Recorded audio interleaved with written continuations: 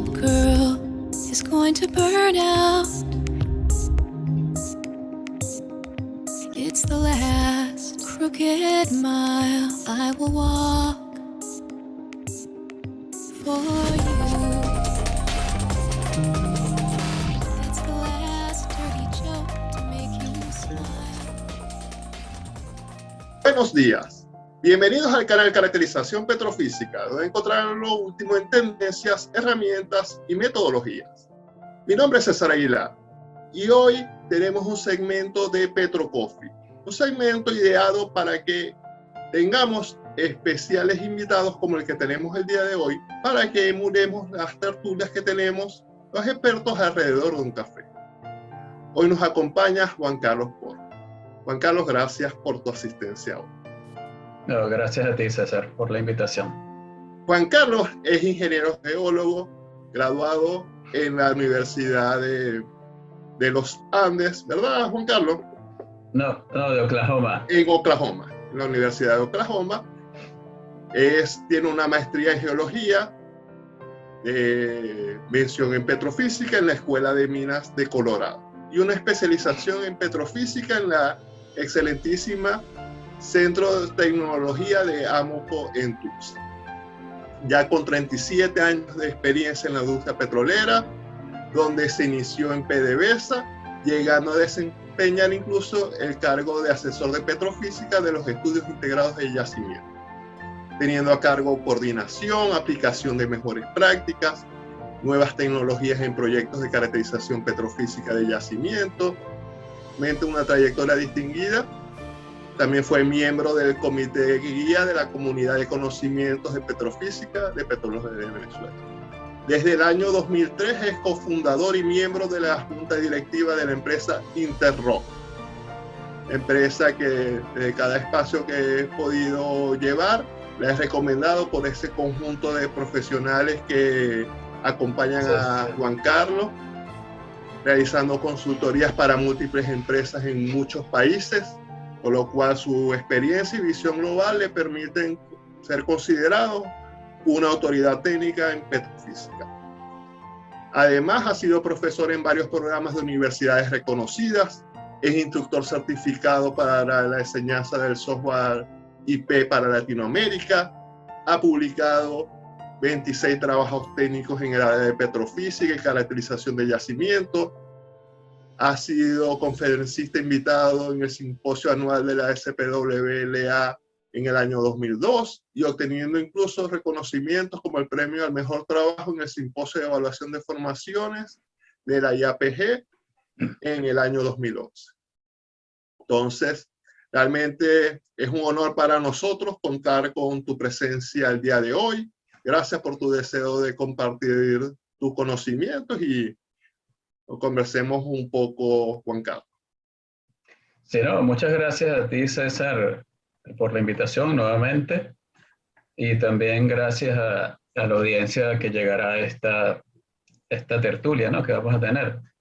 Y también, aparte de eso, quiero felicitarte por la iniciativa. Me parece excelente y, bueno, como dicen, sigue adelante con el buen trabajo, ¿no? Gracias, Juan Carlos. Juan Carlos, tu trayectoria es tan larga y que el poco espacio que tenemos, a lo mejor me salté algo. Si quieres complementar algo, si quieres compartir lo que estás haciendo actualmente en Interrock, bienvenido. Sí, no, bueno, hablaste sobre lo más resaltante y sí, actualmente estoy trabajando, como bien dijiste, desde el año 2003 como uno de los socios de Interrock y estamos haciendo trabajo en diferentes países. Actualmente yo me encuentro en Buenos Aires, en Argentina, atendiendo, si bien la idea es atender, digamos, los proyectos y las oportunidades de estos lados, ¿no? Siempre toca trabajar en cualquier otro proyecto, en cualquier otro lugar. Y bueno, así, al igual que mis compañeros, que están unos en diferentes lugares de diferentes países, también atendiendo diferentes proyectos. Pero en general, sí, digamos que sí, viste lo más importante de sí, se dice fácil, ¿no? Pero son ya 37 años de carrera que es un montón. Es un montón.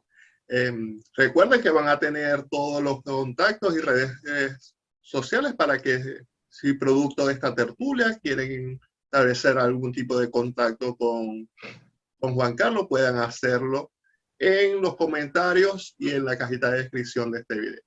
Entonces, seremos el motivo del que nos trae el día de hoy es conversar acerca del rock typing.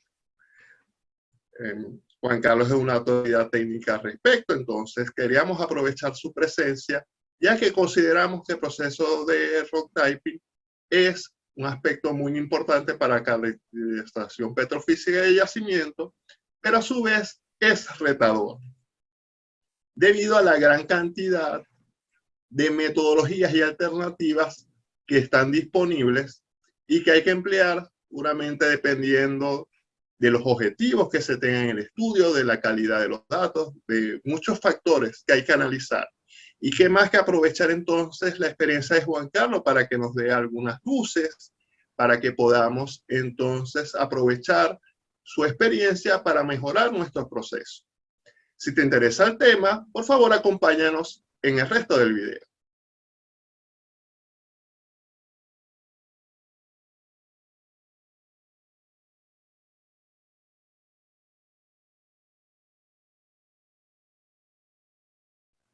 Creo que en primer lugar, al tener a Juan Carlos aquí, lo primero que se viene a la mente es preguntarle, ya que él tiene una amplia experiencia acerca del tema, que nos comparta un poco acerca de los usos y lo que viene siendo la importancia de la caracterización por tipo de roca para la petrofísica y para los yacimientos. Juan Carlos. Sí, muchas gracias, César. Bueno, sí, efectivamente, como venías, como mostraste o dijiste en el segmento anterior, la metodología o la aplicación de la metodología de rock typing es muy importante para la caracterización de yacimientos. Y si bien estos fueron conceptos desarrollados hacia finales de los años 70 y los años 80, de hecho la famosa ecuación de Wheatland fue publicada en el año 1980, ni siquiera por él, sino por otro señor. No es sino hasta quizás 20 años después que por lo menos en Latinoamérica hubo una aplicación o ha habido una aplicación masiva de la metodología. Si nos ponemos a ver cómo esto ha evolucionado, y más que evolución, yo diría ciertos ajustes o diferentes visiones, ¿verdad? Porque cuando te pones a ver, cuando hablamos de rock typing, la mayoría de los autores que ves en la literatura generalmente siempre van al origen, ¿no? El origen que es Wheatland. Si te pones a ver el trabajo de Wheatland, que fue publicado en 1980, luego pasamos a los trabajos de Lucian Carbonatos, que si bien no fue una metodología similar, tenía el mismo objetivo, que era clasificar la roca en diferentes tipos, que de eso se trata, ¿no? En principio. Luego vinieron los trabajos de Amafule, que aplicó otra tecnología, otra metodología diferente, el FZI, RQI, que eso fue hacia fines de los 80, comienzos de los 90. Luego vino Pitman, que si se quiere amplió el trabajo de Wheatland, eso fue a principios de los 90. Y ha habido, digamos, como te digo, más que evolución, ha habido trabajos específicos, como por ejemplo, hay trabajos que se realizaron a principios de este siglo, del año 2000, 2001, 2002, por allí, de autores que se dedicaban a desarrollar ecuaciones similares a la de Wheatland, por ejemplo, para un yacimiento de tight gas, yacimiento de arenas apretadas, con bajas permeabilidades. Entonces, seguían la misma metodología aplicada por Wheatland, o sea, las mismas regresiones para relacionar porosidad, permeabilidad y presión capilar, pero para un tipo específico de yacimientos. Luego, donde sí hubo de lo que yo he visto, ¿no? Porque vas a la literatura y hay múltiples trabajos, pero siempre tomando el trabajo de Wheatland como referencia. Este último que te comenté, de las arenas apretadas, una de las cosas más importantes que decía era que, bueno, Wheatland en su trabajo no corrigió los datos, o no utilizó los datos corregidos por efecto Klinkenberg, sino que tomó los datos de permeabilidad del aire sin corregir. Entonces, estos señores que hicieron este trabajo específico para este tipo de yacimientos desarrollaron una metodología o una ecuación, si se quiere, muy similar a la de Winland, solo que considerando la permeabilidad Klinkenberg, ¿okay? Que es importante para estos yacimientos de baja permeabilidad, de estos tight sands o arenas apretadas. Luego, por ahí por los 2012, 2013, si mal no recuerdo, en la Universidad de Texas, probablemente has escuchado del doctor Carlos Torres Verdín, junto con algunos de sus estudiantes, desarrollaron, o sea, hicieron, no digamos que desarrollaron, aplicaron la metodología con un approach ligeramente diferente en el uso de los gráficos de intrusión de mercurio, los gráficos de ápice, etcétera, que tiene que ver algo más con lo que hizo Winland, solo que su aplicación o la aplicación de estos gráficos fue ligeramente diferente de lo que hizo Pitman. Y bueno, más recientemente tenemos, por ejemplo, el trabajo del doctor Roberto Aguilera, que está en la Universidad de Calgary, y él desarrolló una ecuación similar a la de Winland, que cuando las compara uno con la otra, se parecen bastante, ¿no? Las líneas de isoargán temporal son similares. Entonces, cuando vemos, y eso de Aguilera estoy hablando, si mal no recuerdo, hace 3, 4 años máximo, quizás menos. Entonces, cuando vemos desde lo que ha pasado de los años 80 hasta ahora, lo que ha habido es, si se quiere, ajustes o modificaciones a la ecuación de Winland en función de los diferentes tipos de reservorios o de yacimientos. Porque siempre nos hacemos la pregunta, bueno, pero ¿debemos utilizar siempre el modelo de Winland? Bueno, inicialmente teníamos el modelo o la ecuación de Winland. Luego teníamos las de Pitman, ahora tenemos las de Aguilera. O sea, tenemos como que para escoger de diferentes modelos. Y sabemos que existen metodologías para llegar a esto. Ahora, lo ideal sería que para nuestro propio yacimiento desarrollemos una ecuación tipo Winland, ¿okay? Con los datos de porosidad, con los datos de permeabilidad, con los datos de presión capilar, que estén en buenas condiciones, corregidos con su respectivo control de calidad. Pero bueno, ¿vale la pena hacer el trabajo? Hay que ver, porque a veces si tenemos una cantidad de ecuaciones que de manera análoga la podemos aplicar en nuestro yacimiento, de repente no vale la pena ir por ese trabajo que puede llegar a ser tal vez un poco tortuoso, si tenemos como dije, un modelo que podemos utilizar y al final los resultados no van a variar mucho. Entonces, yo lo he visto más que todo en cuanto a la metodología en sí, más bien diferentes ajustes de acuerdo a las características de yacimientos. Ahora con los no convencionales, bueno, también hay una visión un poquito diferente, pero incluso el doctor Aguilera y su equipo de trabajo proponen que puede haber una extrapolación de lo que es la ecuación de Winland hacia yacimientos tight, por un lado, y no convencionales o yacimientos de lutitas, por otro lado, siempre con el respectivo cuidado, ¿no? Cómo tratar los datos. Hay que, como yo siempre digo, hay que hacerle mucho caso a lo que nos dicen los datos. Los datos nos hablan y bueno, por ahí tenemos nosotros que comenzar un proceso de control de calidad que nos permita, si queremos utilizar alguna de las ecuaciones existentes, pues utilizarla en nuestro yacimiento.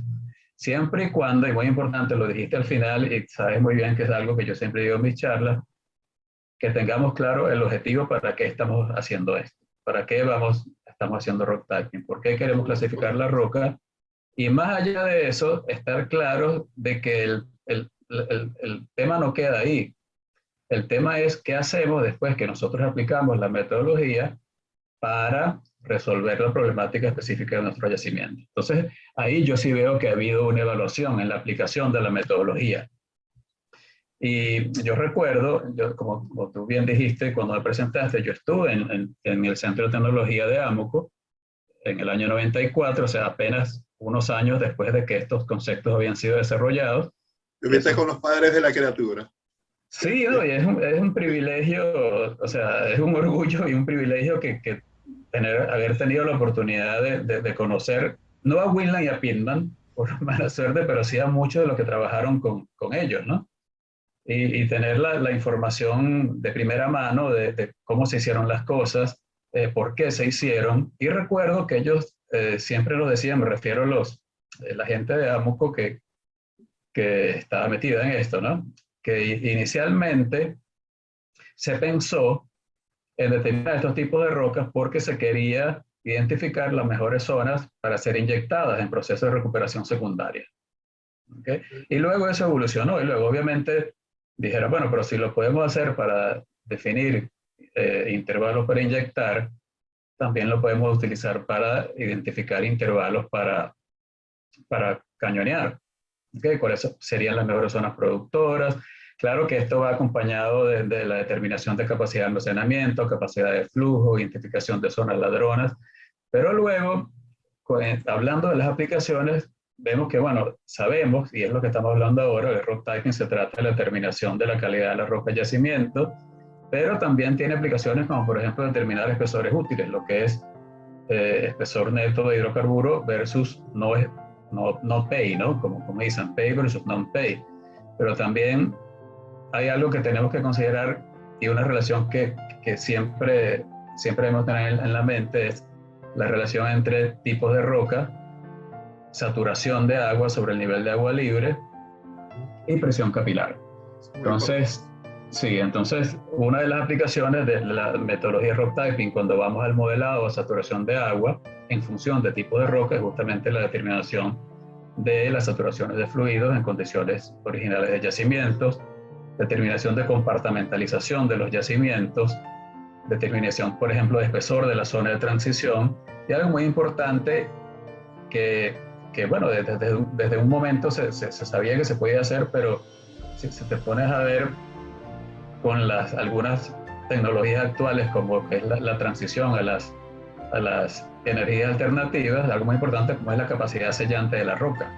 Entonces fíjate que empezaron ellos pensando en, bueno, vamos a utilizar esta clasificación en tipos de rocas para identificar las mejores zonas para inyectar, y actualmente, o sea, y así nos damos cuenta de lo vigente que está esta metodología, para el caso, por ejemplo, de tecnologías de secuestro de carbono, por ejemplo, de CO2, tenemos por un lado que se necesita determinar de la mejor manera o de la manera más precisa posible la capacidad de almacenamiento de los yacimientos donde vamos a almacenar ese carbono. Entonces, ¿de dónde viene eso? De las curvas de presión capilar, del rock typing.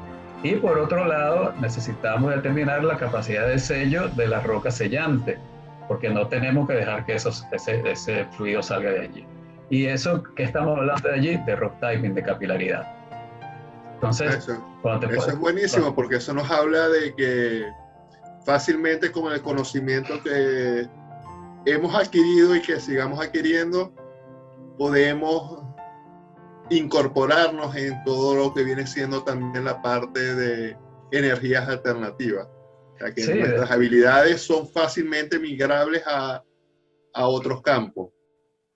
Definitivamente, César. Yo recientemente estuve presente en una charla, una exposición acerca de la importancia de esto, de energías alternativas también, pero en este caso se trataba de la importancia de energía geotérmica o geotermal.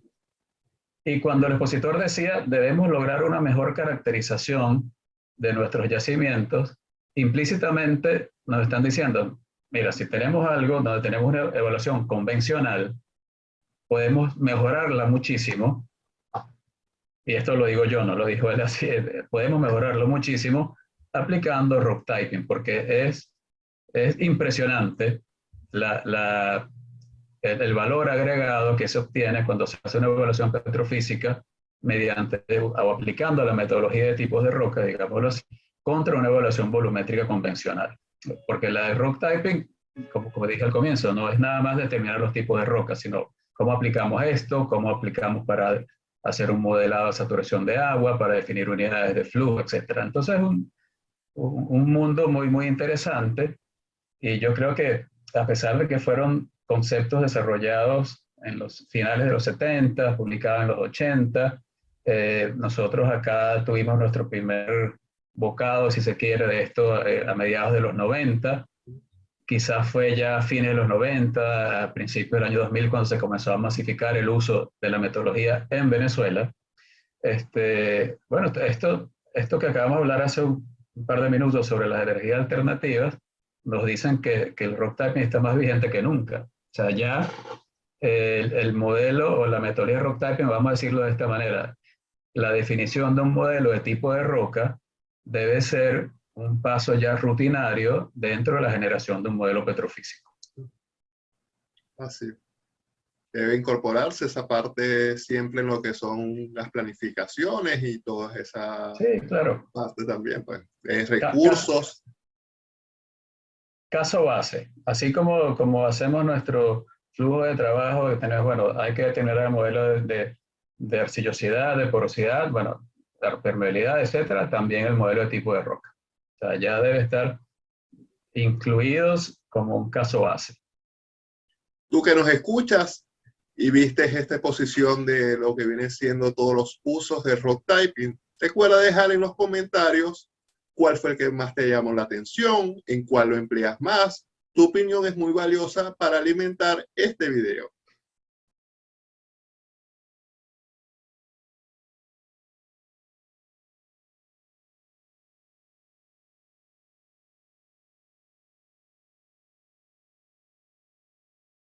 Bueno, Juan Carlos, aprovechando tu experiencia global, creo que es muy pertinente que conversemos un poco acerca de lo que ha sido tu experiencia al tratar de aplicar la metodología de rock typing en diferentes localidades, ya que en algunas ocasiones se encuentran ciertas discrepancias, producto quizás a veces de traducciones, quizás a veces de algunos conceptos, que pueden generar alguna diferencia, alguna divergencia y algunas incluso confusiones.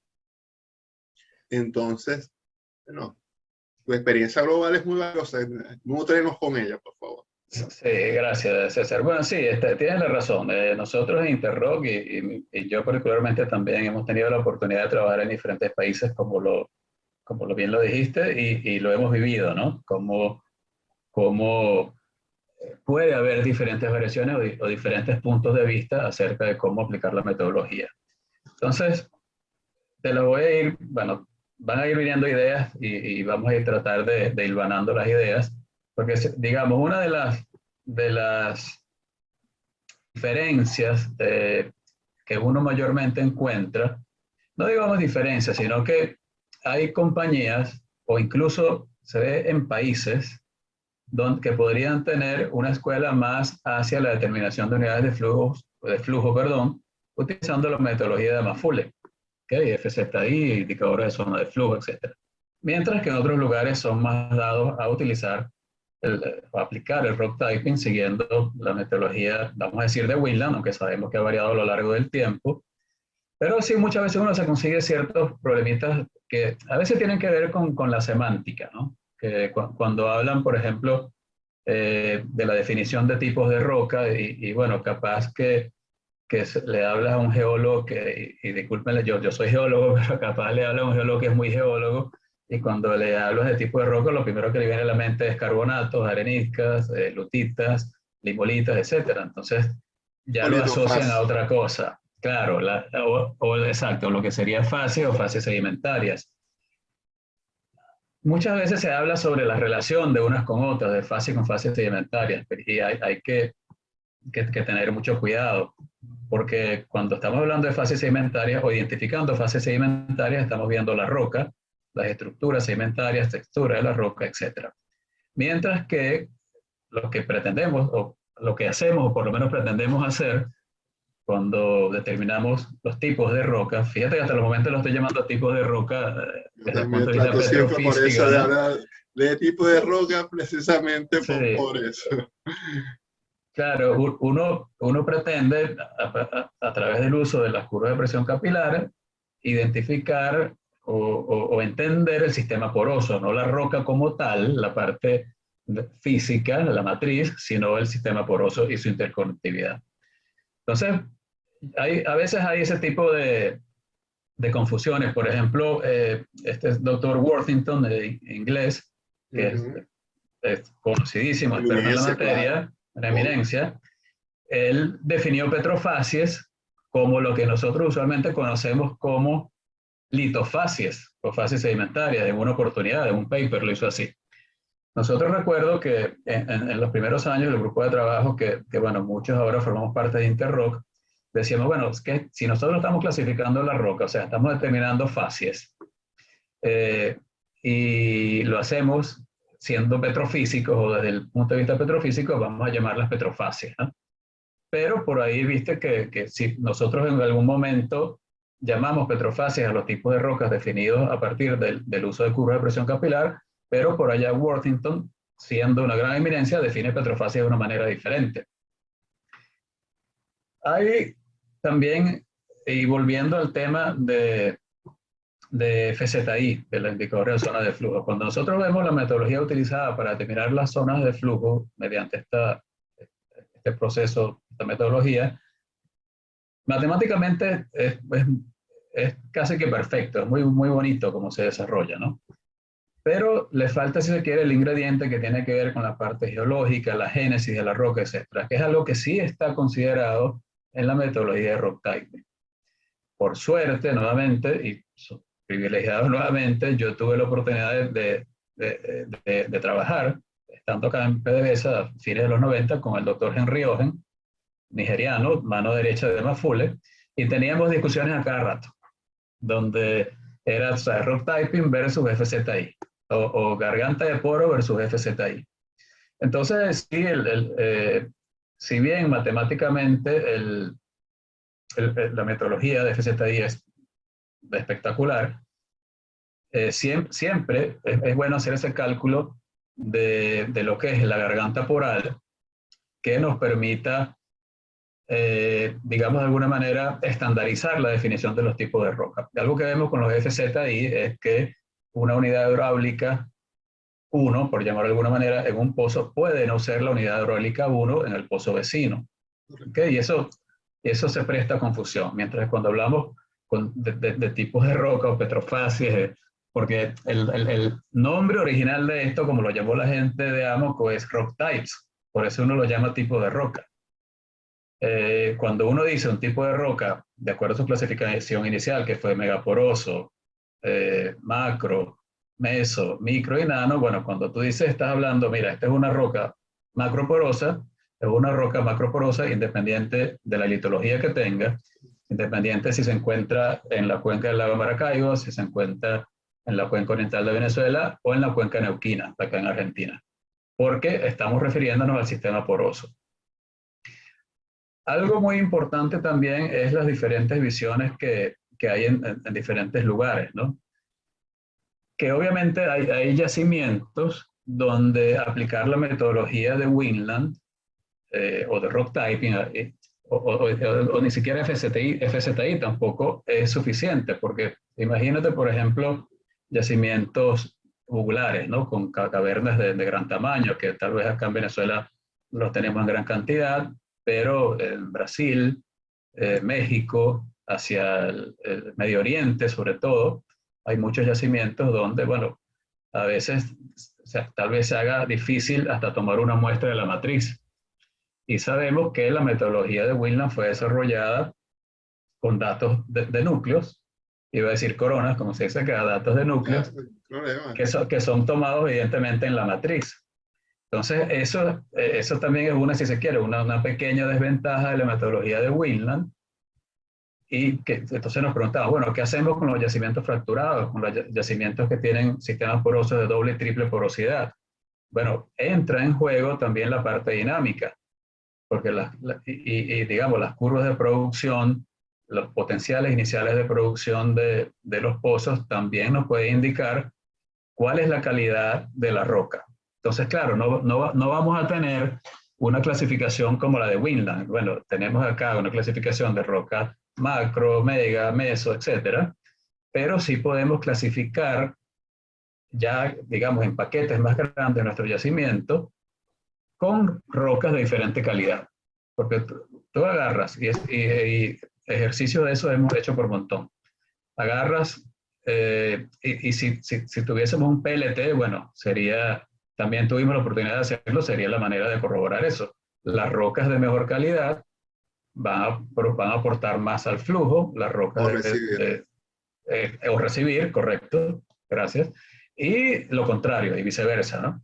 Ahora, cuando estamos hablando en yacimientos que tienen esas porosidades tubulares, hay definitivamente que incorporar la parte dinámica, la parte de curvas de producción, que también nos indican, bueno, acá tenemos un intervalo que probablemente incluso la producción de ese intervalo tal nos permita identificar que es una mejor, no digamos que tenga una mejor calidad de roca en este momento, refiriéndonos a ese tipo de yacimiento, sino que tiene una mayor capacidad de flujo, hablando ya del sistema y usando un término un poquito diferente. Entonces, en estos casos, y es parte de lo que hacemos cuando aplicamos la metodología de manera integrada. O sea, no es nada más la porosidad, la permeabilidad y la presión capilar.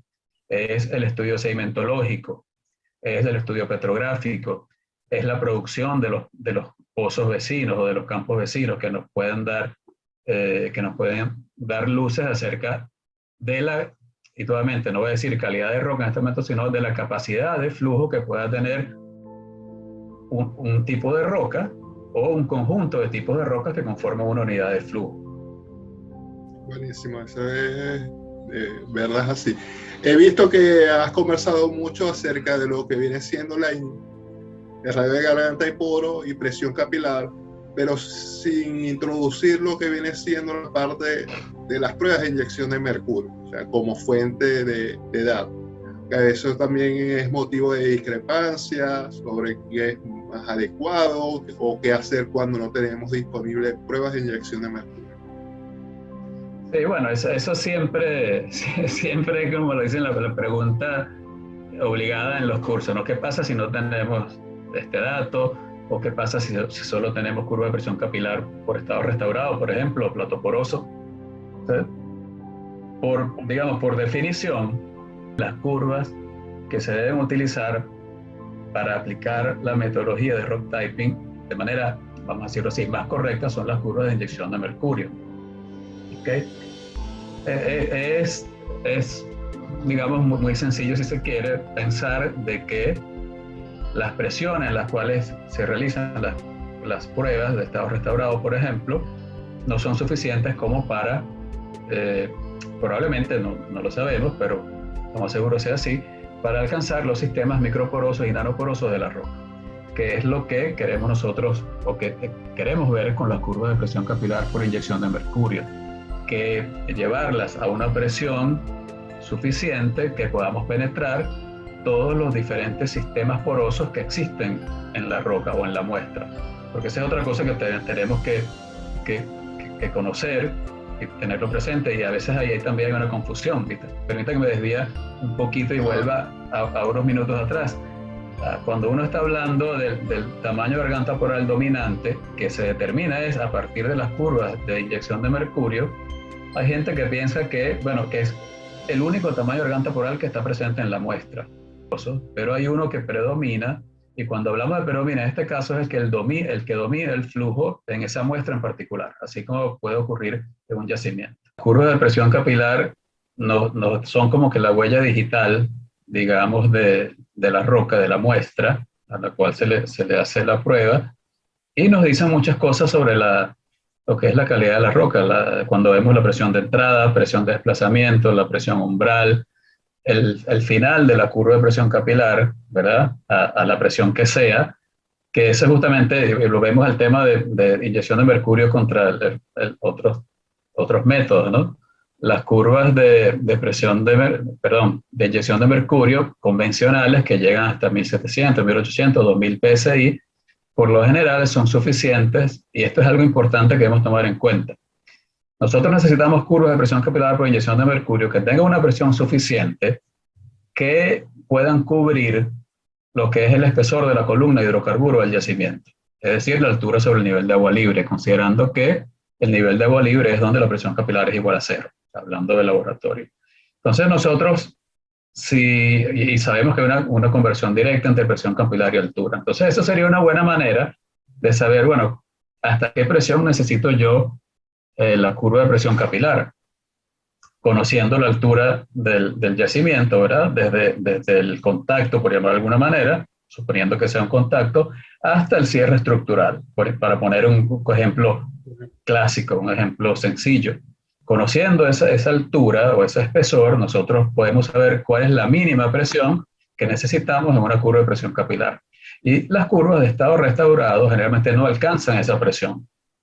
Por eso no son las más indicadas para determinar tipos de rocas, para hacer un análisis de rock typing. Son muy buenas definiendo la saturación de agua irreductible, dependiendo del tipo de roca, que es otra cosa, eso sí. Pero el tipo de roca lo definimos con la curva de presión capilar por inyección de mercurio. También hay una relación, o sea, si pudiéramos pasarnos más tiempo hablando, podríamos ver todo esto con mucho detalle, pero hay una relación directa entre presión capilar por inyección de mercurio y R, radio garganta poral, o que R en laboratorio, que de manera análoga lo relacionamos a radio garganta poral de las muestras. Están relacionadas a través de la tensión interfacial y el ángulo de contacto de los fluidos que de la muestra, digamos, ¿no? De los fluidos presentes en el sistema. Un fluido que desplaza, que sería la fase no mojante, que es el mercurio, que en este caso desplaza el aire en el laboratorio. Entonces, la prueba que debemos utilizar para un análisis de rock typing es la prueba de inyección de mercurio. Lo que yo a veces sugiero, porque sí, a veces no existen, y bueno, ¿qué hacemos? Bueno, pues algo podemos tratar de hacer. Porque como te dije, si nosotros tenemos una curva de presión capilar para un tipo de roca de ciertas características de porosidad y permeabilidad en el lago de Maracaibo y las características de porosidad y permeabilidad e interconectividad no sé, en la cuenca oriental de Venezuela o en cualquier otra cuenca son similares, la curva de presión capilar va a ser similar. Podemos utilizar curvas análogas. Muchas veces podemos utilizar curvas de pozos vecinos, de campos vecinos, de yacimientos vecinos, incluso de campos de otros países, donde que son yacimientos similares al yacimiento que estamos estudiando. Y a veces, bueno, ¿qué podemos hacer? Digamos, si no tenemos o sabemos que no vamos a tener curvas de inyección de mercurio por X razón, hemos hecho ejercicios donde calculamos los R o determinamos los tipos de rocas con la curva de presión de mercurio y hacemos el mismo ejercicio con las curvas de estado restaurado y vemos que el resultado no es el mismo. O sea, es tan sencillo como eso. Y bueno, si queremos buscar una interrelación, una relación entre una y otra, lo podríamos hacer, pero sabemos que me acuerdo, uno de los mentores de Amoco, por cierto, él hablaba del error bar, la barra de error o la incertidumbre, que sabemos que si utilizamos las curvas de estado restaurado, la barra de error, en lugar de reducirla, la estamos aumentando. ¿Okay? Otro tema que es también con lo de la presión convencional, vamos a decir 2000 PSI, a veces poco menos, contra alta presión. Actualmente yo creo que ya no se hace a presión convencional, sino ya lo normal es hacer las pruebas a alta presión. Entonces en muchos yacimientos no es necesario, porque si nosotros con 2000 PSI estamos por encima de la altura, lo que hablamos hace rato, de la altura del espesor de la columna de hidrocarburos, no necesitamos llegar a 80.000 o 60.000 PSI. Para los yacimientos muy apretados, yacimientos con relaciones CAFIN más bajas, yacimientos tight, baja permeabilidad, ahí sí tenemos que ir a elevadas de manera que se pueda penetrar ese espacio nanoporoso, micro y nanoporoso también. Porque muchas veces podríamos incluso correr el riesgo de aplicar tanta presión a la muestra que podemos quebrarla, ¿no? Por utilizar una palabra, y luego la curva no sea representativa. Entonces, yo siempre digo, claro, ¿por qué toqué el tema de las curvas de alta presión? Porque incluso si nosotros hacemos un rock typing, vamos a llamarlo así, aplicamos la metodología utilizando curvas de presión convencional para un set de muestras y lo hacemos con un set de curvas de alta presión para el mismo set de muestras, podría diferir un poquito. Entonces tenemos que meterle cabeza, bueno, ¿qué debo utilizar acá? ¿Realmente es mejor utilizar las curvas de alta presión o las curvas de presión convencional para el tipo de yacimiento que yo tengo? Es ese tipo de análisis que uno debe hacer de los datos previamente a la, digamos, aplicación en sí de la metodología. Genial. Si te está gustando todo esto que está compartiendo Juan Carlos y su amplia experiencia, recuerda dejar tu like y comparte este video para que más personas aprovechen esta experiencia.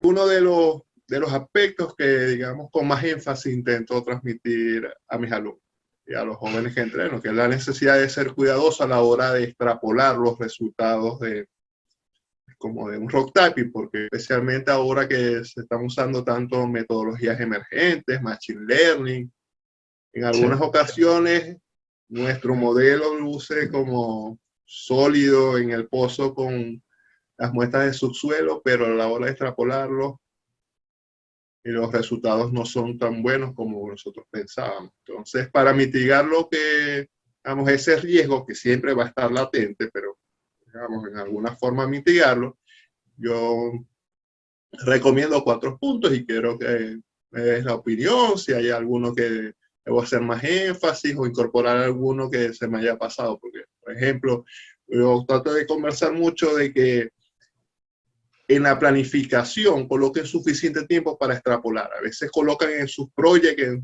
su planificación de proyecto, mucho tiempo para lograr, digamos, la calibración y el rock typing en el pozo como está en su suelo, pero después para extrapolarlo a los pozos sin núcleo colocan 3 días, 2 días, como si fuera solamente hacer un clic y listo.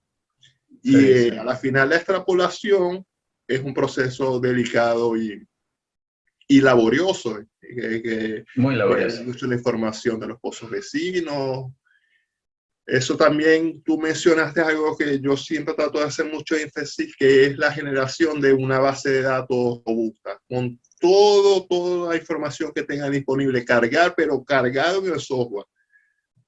La interpretación de lo que viene siendo los registros especiales, las fotos de núcleo, secciones finas, hablaste de petrografía, las fotos de núcleo cuando uno las coloca en profundidad con la parte de rock typing, es genial el poder ver, porque al final, bueno, nuestros registros siempre van a tener un problema de resolución, pero si uno identifica que donde está teniendo algún problema a la hora de extrapolar el modelo es porque, bueno, porque heterogeneidad, encontrar el porqué de cuando en algunas zonas el modelo no es tan bueno como nosotros pensamos. Mientras tengamos una explicación del porqué, bueno, estamos bien.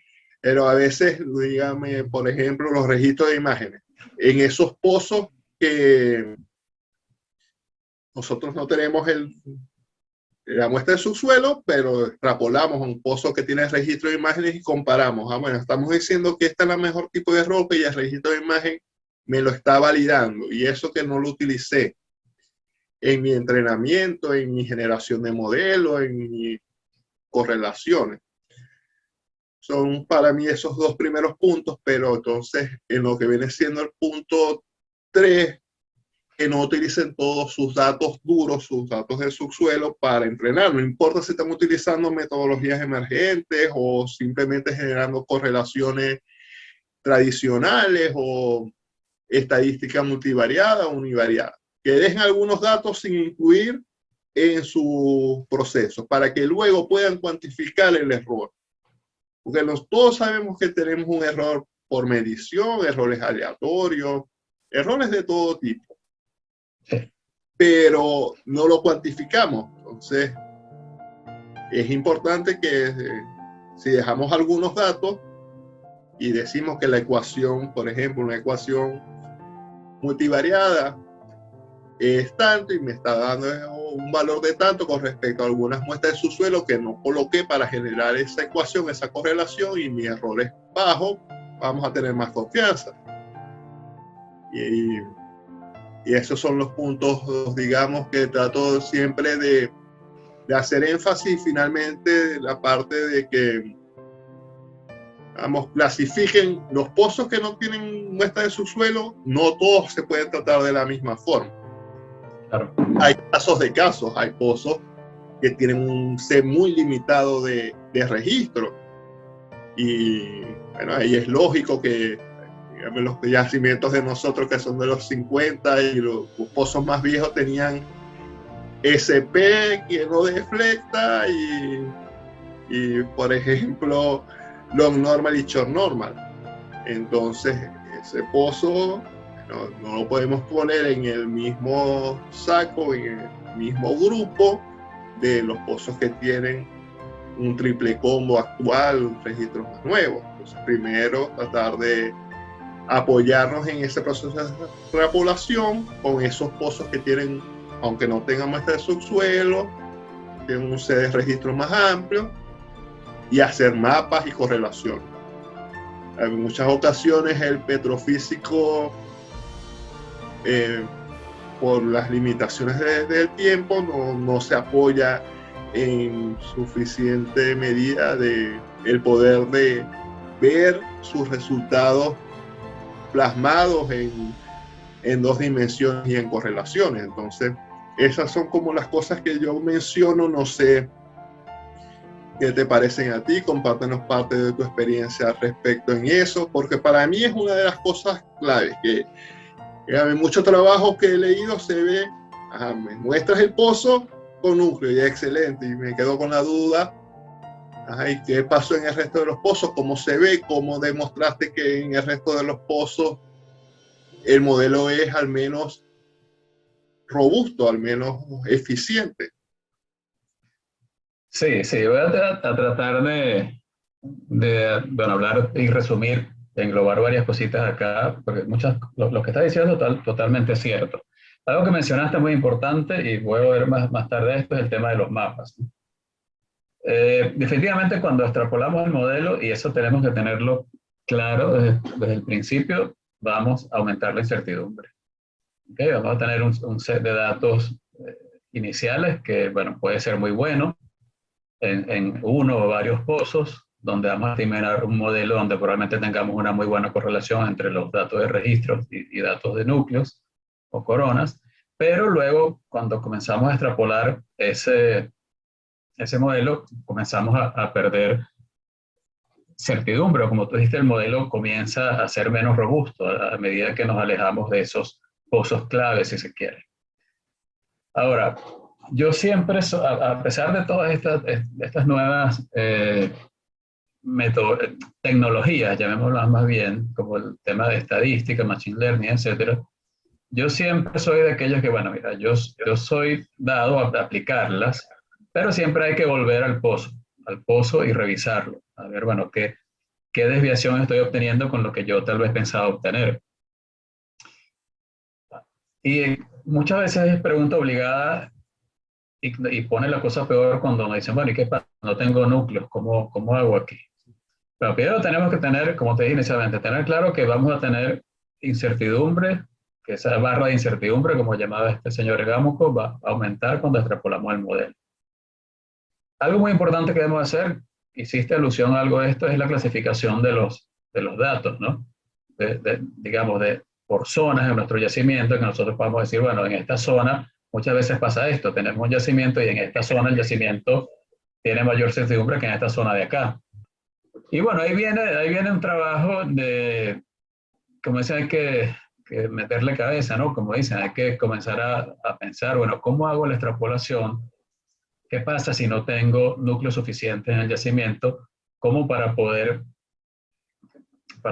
ver que, digamos, el área entre los pozos donde tengo los datos duros, estoy extrapolando bien el modelo?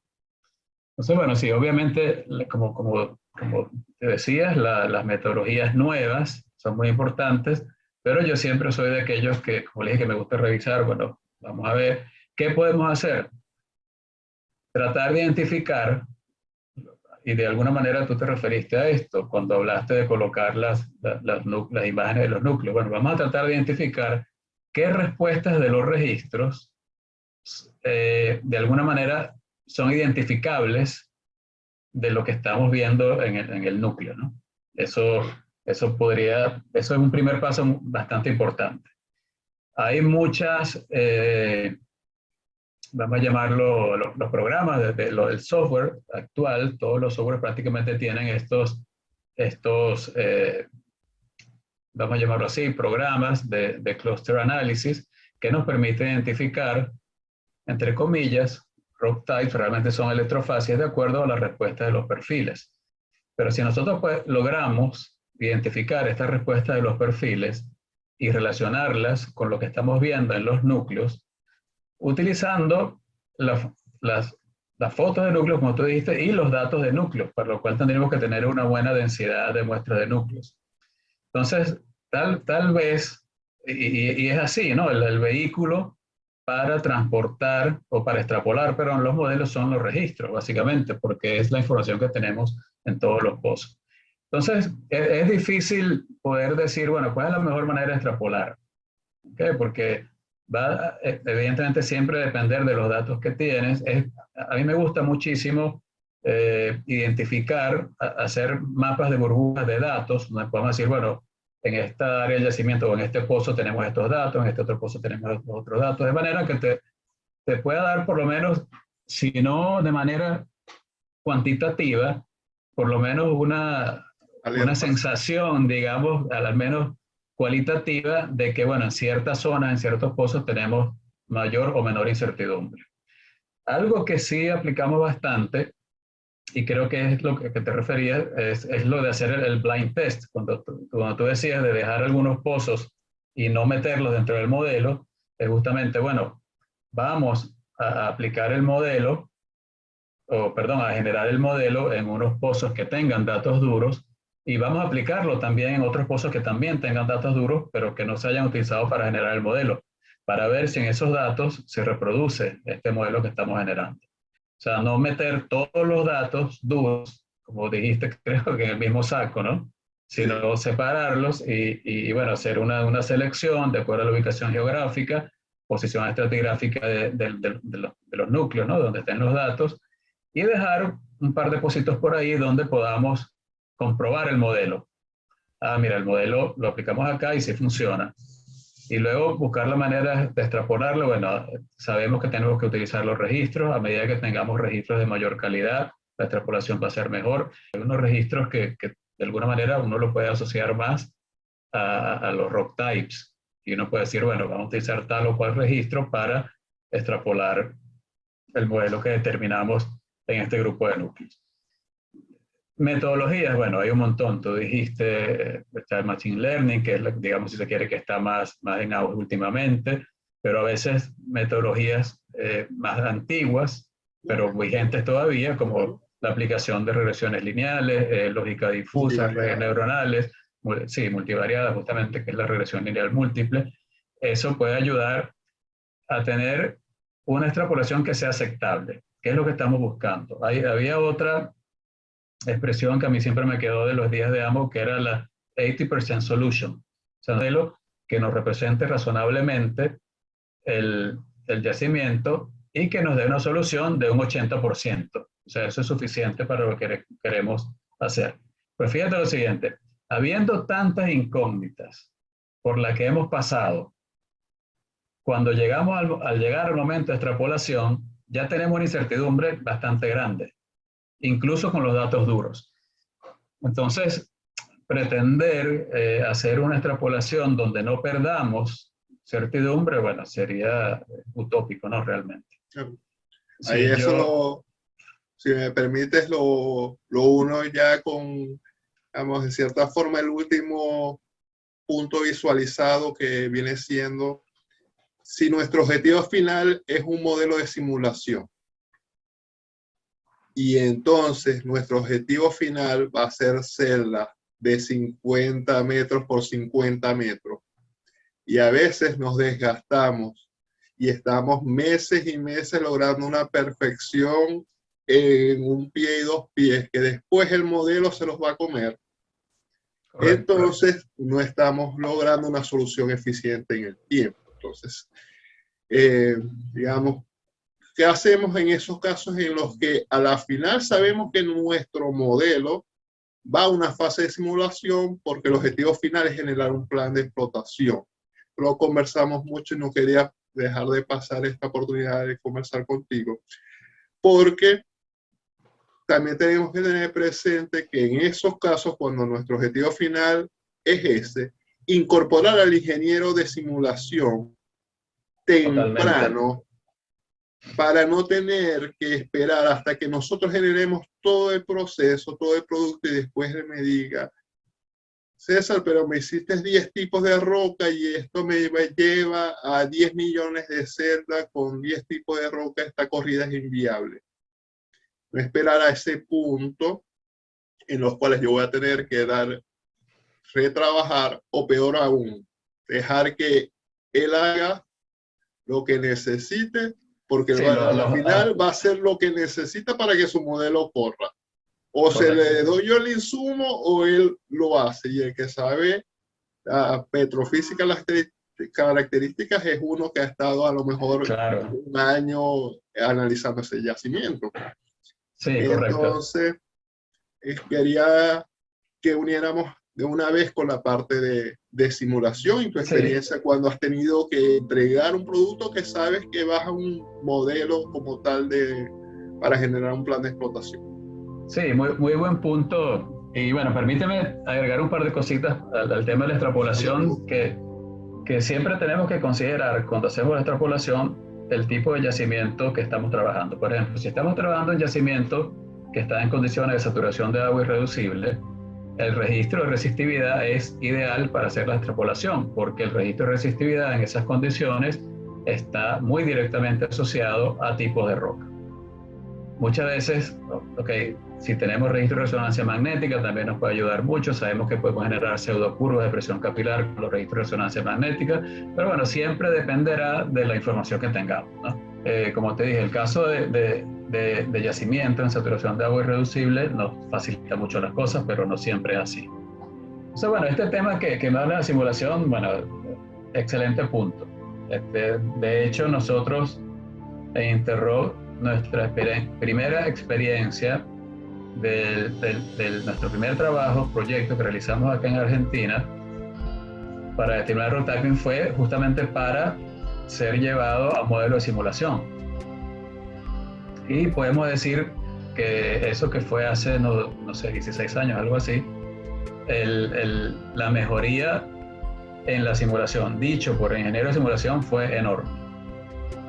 Por solo el hecho de haber ido de un modelo un poco más convencional a un modelo petrofísico por tipo de roca, ¿no?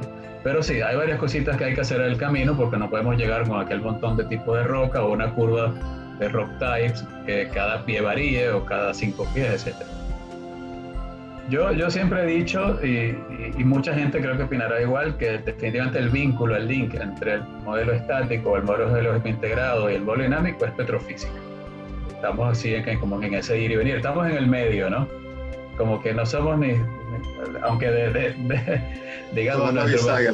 Somos bisagra. Somos el pegamento que une los ladrillos. Claro, uno dice de origen es geólogo o de origen es yacimiento, es ingeniero de yacimiento, perdón, o alguna otra profesión, porque conozco buenos petrofísicos que no son ni geólogos ni ingenieros de yacimiento. Pero al final no somos ni uno, en la práctica no somos ni uno ni lo otro, ¿no? Estamos en el medio de los dos. Entonces, esta clasificación por tipos de roca es quizás uno de los elementos más importantes que nosotros podemos dar los ingenieros de simulación como insumo. Eso está claro. Yo siempre he visualizado la generación de un modelo petrofísico y siempre lo llamo modelo petrofísico integrado. Y tú que has visto algunas charlas mías ves que siempre, y de Interrock, ¿no? Porque es la filosofía de trabajo, tiene que ser integrado. Por eso no puede estar uno como petrofísico, como tú dijiste, haciendo el modelo final y luego que venga el ingeniero y te diga, no, mira, esto no me sirve. Entonces... No que no está bueno. No que esté bueno. Simplemente pero, que no le sirve a él. Claro, no le sirve para su objetivo, ¿ok? O para su propósito. Entonces, hay unas cosas, y permíteme que vaya un poquito más atrás, ¿no? Con lo que es la generación del modelo petrofísico integrado, en mi opinión, tiene como que 5 fases principales que son clave. Uno es la conceptualización del modelo, que es cuando tú ni siquiera has entrado en un software ni nada, sino tú comienzas a ver los datos, hacer control de calidad de datos, a ver los registros de papel si quieres, a ver datos en Excel. Y en ese momento es el momento que uno ya debe crearse conceptualmente cómo es el modelo del yacimiento. Luego una segunda fase que es la representación de este modelo, que ahí sí, ahí tomo el software y empiezo a aplicar ciertos algoritmos, ciertas ecuaciones para representar no lo que el software me diga, sino lo que ya yo tengo de alguna manera conceptualizado, porque ya he visto los datos, ya conozco algo del yacimiento, y cuando digo visto los datos no es registros y núcleos, es datos de producción, petrografía, datos de presión, etc. Todos los datos que, como tú dijiste hace rato, que tendrían que ser cargados al modelo. Luego viene una fase que es importantísima, que una vez que uno termina de, digamos, de interpretar todos los pozos, y antes de que eso vaya a modelo de simulación, pasa por el geomodelador, digamos, pasa a formar parte del modelo geológico integrado. Siempre con el ingeniero ahí pegado, ¿no? Siempre el ingeniero está siempre al tanto de todo esto. Y cuando se generan los mapas de isopropiedades, es importantísimo porque se comienzan generalmente a aparecer anomalías. Y ya tenemos que hacer un primer pasito atrás para ajustar el modelo, sin haber llegado todavía a la parte de simulación. Muchas veces, incluso, si tenemos un conjunto de pozos y hay algún pozo, digamos, en el centro de este conjunto de pozos o allí donde lo quieras ubicar, que nos está, como dicen acá, pateando el modelo, muchas veces es preferible sacarlo y utilizar los mapas para asignar las propiedades a ese pozo, a esa arena, a ese yacimiento. ¿Okay? Luego que viene ese ir y venir, viene con el geomodelador, ¿verdad? Suponiendo que es el geomodelador quien hace los mapas, como debe ser, ¿no? Porque estamos todos trabajando de manera integrada. El ajuste del modelo, bueno, vamos para atrás como consecuencia de esta revisión con el geomodelador, vamos a revisar y ajustar el modelo petrofísico. Y luego sí, que ya está todo bien cuadradito dentro del modelo geológico integrado, vamos a llevar todo esto a la simulación. Pero ya esto previamente tiene que haber estado, digamos, el ingeniero trabajando de la mano o trabajando muy, muy presente de lo que uno está haciendo. ¿Ok? Y hay una cosa con los tipos de roca. O sea, los tipos de roca, o sea, primero uno debe establecer esa comunicación temprana con el ingeniero y bueno, decir, bueno, ¿qué es lo que necesita? Hablaste por ahí, bueno, si es de 50 por 50, bueno, tenemos nosotros que tratar de llevar a una grilla, a una grid que pueda de alguna manera incorporar los datos que nosotros generamos. Entonces hay herramientas. Entonces ya tenemos que dejar de pensar en rock types a esa escala de registro, ¿no? Y pensar en flow units, en agrupación de rock types que nos permitan definir flow units y que se puedan ajustar más al modelo de simulación, ¿okay? O a la grilla de simulación. Hay herramientas para esto, los gráficos de Lorentz, que son herramientas muy buenas para, digamos, combinar, obviamente, tipos de rocas que estén contiguas y determinar unidades de flujo. Nosotros hemos llegado a hacer proyectos donde hemos disminuido, justamente por eso, porque el ingeniero no le podemos dar 200 unidades de flujo, porque si tú agarras un registro, bueno, y cada 2, 3 pies varía el tipo de roca, bueno, vas a tener un montón de layers. Entonces hemos hecho y desarrollamos una metodología donde podamos optimizar el número de unidades de flujo hasta en un 60, 70, 80%, que pueda ser de alguna manera equivalente o usable por el ingeniero de simulación. Y las mejorías van a ser enormes. O sea, simplemente pensar que como se hacía años atrás, de que, bueno, se inicializa, y lo poco que sé de esto, porque no soy ingeniero de simulación, pero se inicializaba el modelo con una saturación de agua irreducible, cuando sabemos que la saturación de agua irreducible depende del tipo de roca, depende de la ubicación sobre el nivel de agua libre. Entonces, había una incertidumbre, había un error enorme en los modelos de simulación cuando se inicializaban estos con una saturación de agua irreducible. Ahora, tener la posibilidad de inicializar el modelo de simulación, donde en cada celda del modelo, o sea, previamente haber hecho la optimización primero de rock types a unidades de flujo, y luego, como te dije, una optimización posterior para tratar de llevarla por lo menos a un número aproximado al número de layers que requiere el simulador. Pero tener la posibilidad de inicializar cada celda del modelo. ¿Es más laborioso? Sí. No sé qué tanto porque no lo hago, pero tener la posibilidad de inicializar cada celda del modelo de simulación con un valor de saturación de agua irreducible que dependa del tipo de roca predominante o de la proporción de tipos de rocas en esa celda, nos va a dar un modelo muchísimo más preciso, obviamente que teniendo un valor único para todo el yacimiento. Ah, y Entonces, eso al final se les facilita la vida porque se evitan problemas de convergencia. Con una sí, sí, sola tipo de roca hay muchos problemas de convergencia. sí, es que al decirles que, porque todavía nos preguntan, ¿cuál es la saturación promedio de este yacimiento? Entonces, a Y veces que- a veces yo no le respondo. Digo, no me haga ese tipo de preguntas porque es una pregunta que no está bien hecha. Si uno responde a esa pregunta, digo, mira, la saturación promedio es 20%. Le estás dando la saturación promedio para un tipo de roca y para determinada ubicación en la columna de hidrocarburos. Porque esa saturación de agua va a variar dependiendo del tipo de roca, va a variar dependiendo de la ubicación sí, a lo largo de la columna. Entonces, es mejor a veces no responder esa pregunta porque nos estamos poniendo nosotros mismos el cuchillo en la garganta, ¿no? Y sí, o sea, por eso yo siempre digo que si bien, o sea, yo con esto de rock typing desde los años 90, yo estoy con esto, al principio costó muchísimo poder romper los paradigmas que existían. Luego, por suerte, hubo otros compañeros, que algunos de los cuales están con Interrock también, que también estuvieron en esto de Amoco. Y bueno, ya no era uno, sino éramos varios, y poco a poco fuimos ganando fuerza, si se quiere. Definitivamente uno se da cuenta que, o sea, el simple hecho sí, de llevar esa evaluación petrofísica volumétrica, convencional, digamos, a definir los tipos de roca mediante la metodología que quieras. ¿Okay? Acá no nos casemos con ninguna metodología. Nosotros sí somos de la escuela, obviamente, de Amoco porque estuvimos allí.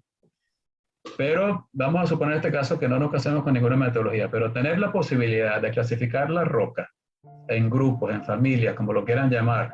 No tienen que llamarlas macroporoso, ni mega, ni micro, no, sino roca 1, roca 2, roca 3, roca A, roca B, roca C, donde una es mejor que otra, donde una tiene mayor capacidad de almacenamiento, donde otra tiene mayor capacidad de flujo, nos da un entendimiento muchísimo mayor del yacimiento. Y solo hacer eso nos da un valor agregado enorme. Juan Carlos, realmente la conversación ha sido sumamente instructiva, pero bueno, todo lo bueno tiene su final. De nuevo, reiterarte las gracias por todo este tiempo. Si tienes algún mensaje con el que te quieras despedir de la audiencia que nos ha acompañado el día de hoy, bienvenido. No, bueno, solo para cerrar, obviamente agradecerte nuevamente, César, por la oportunidad y el privilegio también, el privilegio de estar acá, haber podido conversar sobre este tema. Gracias a las personas, a los presentes o a quienes van a ver este video. Y un consejo, sobre todo a los petrofísicos,